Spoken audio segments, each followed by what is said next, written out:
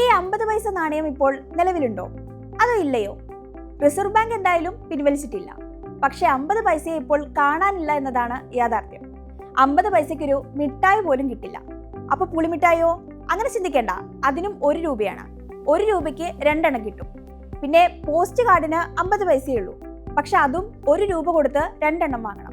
50 പൈസ നാണയങ്ങൾ ഇപ്പോഴും നിയമപരമായി സാധുവായ നാണയങ്ങളാണ്. അതുകൊണ്ട് ഒരു വ്യക്തി 50 പൈസ നാണയം നൽകിയാൽ അത് സ്വീകരിക്കാൻ ബാങ്കുകളും വ്യാപാരികളും നിയമപരമായി ബാധ്യസ്ഥരുമാണ്. എങ്കിലും പൊതുജനങ്ങളിൽ നിന്ന് 50 പൈസ നാണയങ്ങൾ വളരെ വിരളമായി ലഭിക്കുന്നുള്ളൂ എന്നാണ് ബാങ്ക് അധികൃതർ പറയുന്നത്. 50 പൈസ നാണയങ്ങൾ ഏറ്റവും കൂടുതൽ എത്തുന്നത് കാണിക്കവഞ്ചികളിലാണ്. ഗുരുവായൂർ ക്ഷേത്രത്തിൽ ജൂലൈയിൽ മാത്രം 5800 രൂപയുടെ 50 പൈസ നാണയങ്ങളാണ് കാണിക്കയായി ലഭിച്ചത്. ഈ നാണയങ്ങൾ ബാങ്കുകളിലേക്ക് മാറ്റും.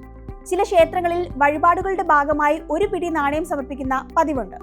ഇത്തരം സ്ഥലങ്ങളിൽ വലിയ നോട്ടുകൾ നൽകി ക്ഷേത്രങ്ങളിൽ നിന്നോ ക്ഷേത്ര പരിസരത്തു നിന്നോ 50 പൈസ നാണയങ്ങൾ വാങ്ങി കാണിക്കയായി സമർപ്പിക്കുന്നവരുണ്ട്.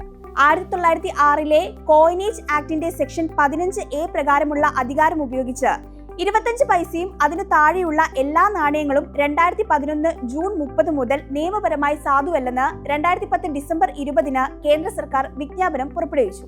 അതോടെ വിനിമയത്തിന് ലഭ്യമായ ഏറ്റവും കുറഞ്ഞ മൂല്യമുള്ള നാണയമായി 50 പൈസ മാറി.